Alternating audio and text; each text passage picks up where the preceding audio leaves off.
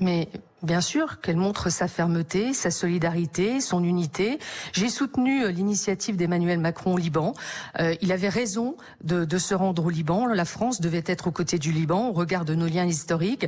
Emmanuel Macron appelle au dialogue avec la Turquie et à renforcer notre présence militaire dans les eaux territoriales. Moi, je crois qu'il doit aller plus loin. Moi, j'appelle à la fermeté face aux provocations permanentes du président turc Erdogan. Je pense que au-delà de ces provocations permanentes, on l'a vu avec la basilique Sainte-Sophie, transformée en mosquée, on le voit avec les menaces qu'il fait sur le fait de laisser arriver en masse des migrants sur le territoire européen.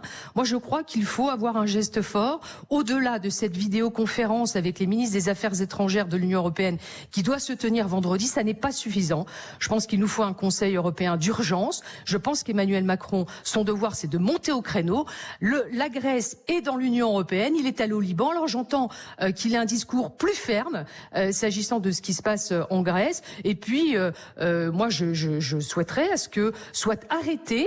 Moi j'ai toujours été contre l'adhésion de la Turquie dans l'Union européenne. J'entends à ce qu'il y a un message puissant de la part de l'Union européenne en disant que le processus d'adhésion est arrêté définitivement et que tous les chapitres qui ont été ouverts sont clos aujourd'hui s'agissant du processus d'adhésion avec la Turquie.